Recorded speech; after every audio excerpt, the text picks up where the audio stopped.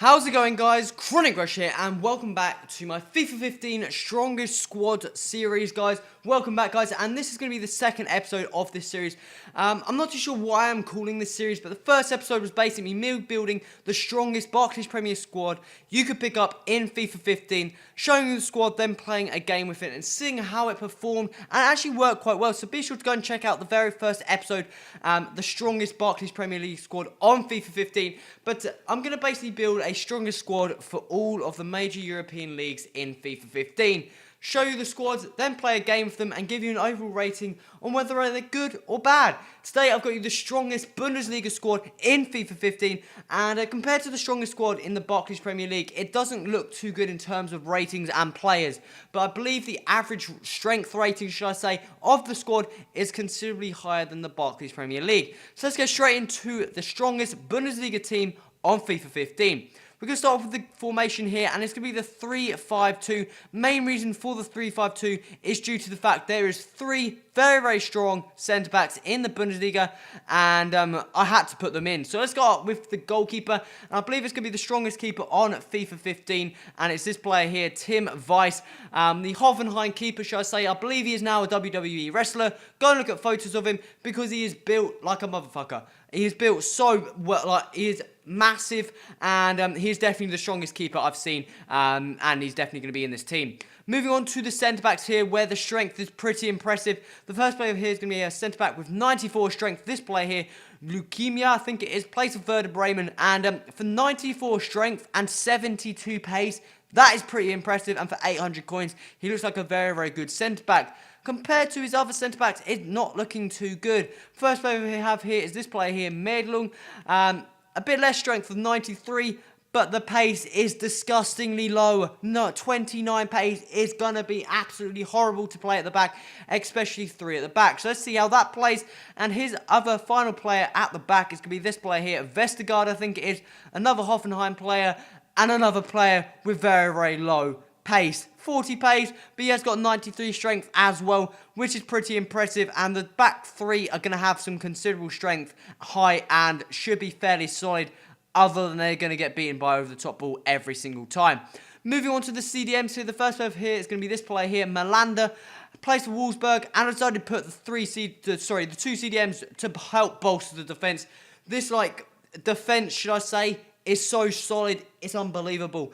Malander here, he's going to have around, I think it is 91 strength, and he's going to be very, very solid indeed. And the other CDM we have here, not the strongest of players compared to some of the other centre-backs and stuff like that, but we have this player here, Reinhardt, the Bayer Leverkusen player, and he's got 86 strength, which still isn't too bad for a CDM, but it would be a lot better if it was a bit higher, but still, hopefully he should do the job in the CDM spot. Moving to the right mid, this is where it kind of gets a bit interesting in terms of the strength ratings are quite low, due to the fact that the wingers aren't supposed to be that strong. But we have this player here, André Hahn, the Borussia Mönchengladbach player, and he's got an informed card as well, with 83 strength, but the standard card has 82 strength, which isn't actually too bad for a winger.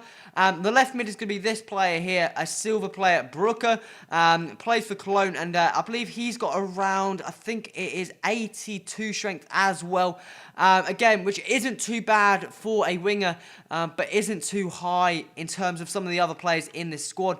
Moving on to the centre attacking mid, we have this player here, Kevin Prince Boateng, and I'm not too sure of his strength. I think it is around, it's in the highish 80s, I think it is around 84, which again isn't the highest, but Cams, you're not going to get that much more strength in terms of those positions, so that's the reason why he's in there. Moving on to the strikers here, this is where the strength starts getting a bit higher. The first player here is going to be this player here, Lasogga, Hamburger striker, and he's going to have a lot more strength than the CDMs and wingers and stuff like that. His strength is around 90 strength, 6'2", not the fastest striker, so again, this team has got a common theme. It's not the fastest at all. And moving on to the final player of the strongest Bundesliga squad on FIFA 15, we have this player up top. I think it is called Gingsek. I'm not too sure how you pronounce this guy's name. Stuttgart, a 74 rated card, and he doesn't look too bad. coming in at around 90 strength as well. He doesn't look too bad in terms of his pace and shooting and stuff like that. Looks like a very, very good, solid silver card. So, guys, that is the strongest Bundesliga squad in FIFA 15 I can build in terms of a playable squad as well. Obviously, I could have just filled the whole team up with the strongest centre-backs and players like that in the Bundesliga, but it wouldn't be playable. So that is the strongest playable Bundesliga squad I could come up with in FIFA 15. And time to go and play a game with it and see how it performs. Okay, so let's move into a game with the strongest Bundesliga squad in FIFA 15. And I'm not too sure how well the team is going to play due to the fact of the pace being quite low at the back in terms of we have two players with very, very low pace, one player with decent pace. Pace on this squad isn't too high, should I say. And when you come against a squad like that with it's not too bad in terms of we could have come up against a lot faster paced squads in FIFA. So I think we've got quite a solid game on our hands. And it could be quite interesting to see how well this team performs, or should I say, how well it doesn't perform. But let's get straight in there and let's see if we can pick up an early goal and get into the action. So he's got a free kick on the edge of the box with Cazorla. Oh my god. He picked up a goal lead there with Santi Cazorla with a pretty solid free kick, I'm not going to lie. That is a pretty annoying goal to concede, but fair, hands down, that's a very, very good free kick. And we've now got our work cut out. Look at that beauty. I'm not too sure if it's because Tim Weiss was too strong. He couldn't get off the ground fast enough or something like that. But fair play, picked up a goal in the 10th minute with a very, very good free kick. And let's hopefully go and get a goal straight back and make this thing even again. And hopefully give us a bit of an easier job. Okay, Lasogga. Lasogga is through. Can he keep using his strength? Here we go. Boom! There we go. 1-1. We made it 1-1 straight from Lasogga. He just ran down the middle of the pitch. Pretty scrappy goal indeed. But I'm not going to complain about that at all. We just got fairly lucky for that ball to rebound. I didn't think he was going to get there before the keeper, but luckily just got a toe poke into the back of the net. And that makes it 1-1 there, and I'm pretty happy about that, considering that we just made things even again. As you can see here, this is quite a scrappy goal. That guy shouldn't have pulled it back with the defender there. Should have got it away straight away. But Lasogga goes and makes it 1-1 and even things up. But, he's absolutely blitzing with Cazorla, who's not even the fastest player on the game. That's a good save from Tim Weiss. Really, really good save indeed. I'm not too sure who he had to strike that ball, but that's a pretty good shot. And let's get this corner out. Come on, off the line, I think that was. So, guys, that is the first half complete of this team. He did stop playing for a bit, and so likewise, so did I. But 1-1, he picked up a very, very nice free kick. Then I picked up a kind of jammy goal in terms of just running it through his defence. A lot of rebounds eventually fell to my path. One with the keeper and just put it past him with Lasogga. Sorry about that. Let's go back to the match facts. As you can see there, he's absolutely dominating me in terms of shots and stuff. But my possessions have been a bit higher. And hopefully we can maybe make things different in the second half. Pick up a couple more shots. Just get used to the team. And see if we can go and pick up the full win in this game. Bad touch, but we've still retained possession. Who is this, Gingzeng? Can you get through? Keep it on that side. Use your strength. Near post. Ooh. There, and we picked up the ball again. Over the top ball. I've seen that. That's a lovely ball. Can you get there? Where's the finish? There it is. 2-1 in the 59th minute, just before the hour mark. I'm not too sure who went and scored that, but we just got a header off the post. Then got a lovely over-the-top ball, and Gingzeng, our other striker, goes and put that into the back of the net there. I thought he failed the touch there. I thought he was going to get it onto the keeper's hands, but got it just in time and toe poked that into the back of the net. Look at that for a fantastic over-the-top ball. Bit of a heavy touch, but a fantastic rocket of a finish into the back of the net to go and make that 2-1 there. Oh, no. Oh, that was so close. Oh, no, we've lost possession again. He's offside. Ref, how is he not offside? Come on. Oh, kept possession well there. Over the top ball. Oh, it's a lovely ball. Rocket. Oh, that's gone in. That's come on off the back of the keeper's head. 3-2 there with Boateng. I thought that was just rolling on the other side of the net, and then I realised it had gone in. Whoa, mate, this game is full of jamminess, man.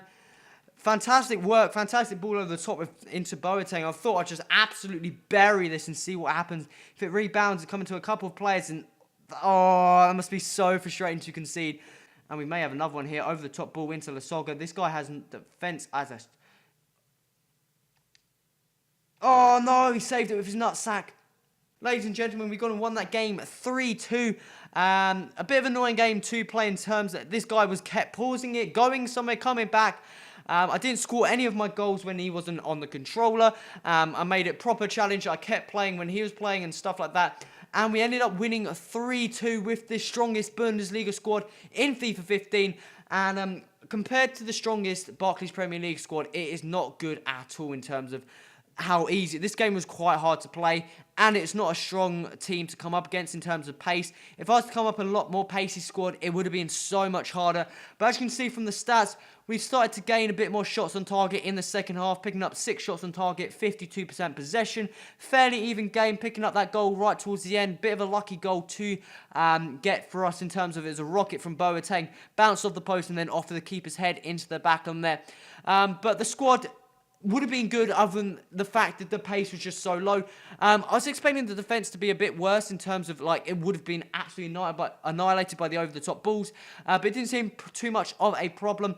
And it seemed to work quite well with the strength as well in terms of they were just shrugging off players, going in for big, meaty challenges and stuff like that. Again, with the CDMs, anything with strength in CDMs just seems to work because normally 9 times out of 10, they will muscle the player off the ball if they're running near them or dribbling or something like that. And then the strikers, again, it kind of works quite well. We did have a lot of pace, so the over-the-top balls seem to work quite well. They're very, very well worked.